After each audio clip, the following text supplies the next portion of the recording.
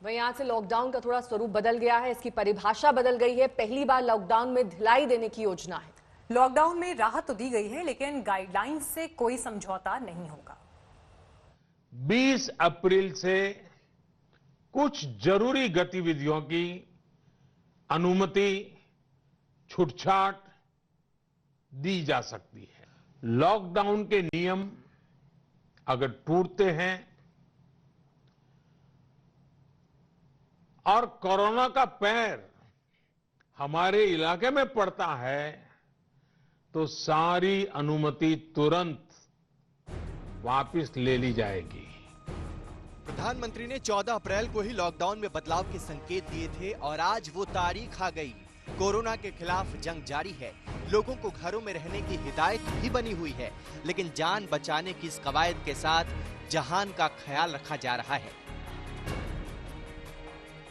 जान भी जहान भी के फॉर्मूले के तहत आज से लॉकडाउन में ढिलाई की शुरुआत हो गई। यूपी में भी लॉकडाउन में छूट का असर दिखने लगा। आज सुबह सुबह लखनऊ में सचिवालय खुल गया, लोग दफ्तर आने लगे।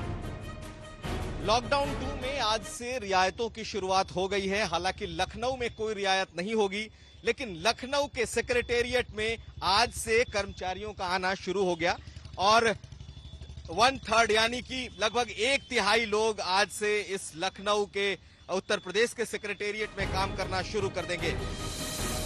यूपी के 10 से ज्यादा कोरोना के मामले वाले 19 जिलों में लॉकडाउन पहले की तरह जारी रहेगा, लेकिन बाकी जिलों में डीएम उद्योग और फैक्ट्रियों में काम का फैसला करेंगे, लेकिन यहाँ भी सोशल डिस्टेंसिंग का ख्याल रखा जाएगा।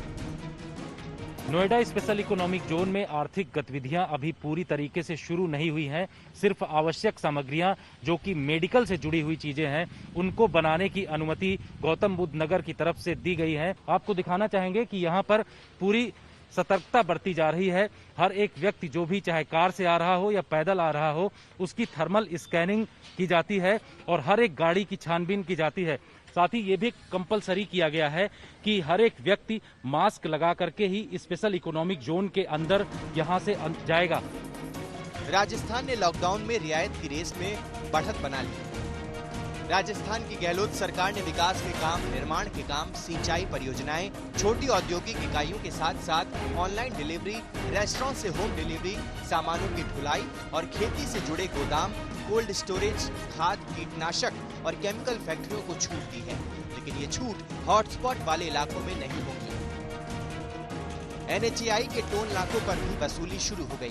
महाराष्ट्र में ग्रीन और ऑरेंज जोन में भी रियायत दी गई है। कोरोना वायरस के चलते महाराष्ट्र को 3 जोन में बांटा गया है, रेड, ऑरेंज और ग्रीन। अब जो रिलैक्सेशन में छूट की जो बात की जा रही है, तो महाराष्ट्र में कुल ऐसे 9 डिस्ट्रिक्ट्स हैं जिनको ग्रीन और ऑरेंज जोन्स में आइडेंटिफाई किया गया है। यहाँ पर कोई कोरोना वायरस के केसेस नहीं है या फिर इसमें कोई बढ़ोतरी नहीं हो रही। अब इन जो डिस्ट्रिक्ट्स है वहां पर जो बिजनेस हाउस है वो खुल सकेंगे, लेकिन बहुत सारे रिस्ट्रिक्शंस के साथ। मुख्यमंत्री उद्धव ठाकरे ने कल ही साफ कर दिया था, कोरोना से जंग के साथ अर्थव्यवस्था का ख्याल भी जरूरी है।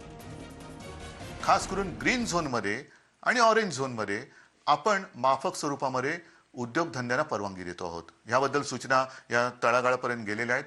जीवनावश्यक वस्तू, त्यांचा पुरवठा, त्यांचं उत्पादन याच्यात कुठेही एक रुकावट येणार नाही।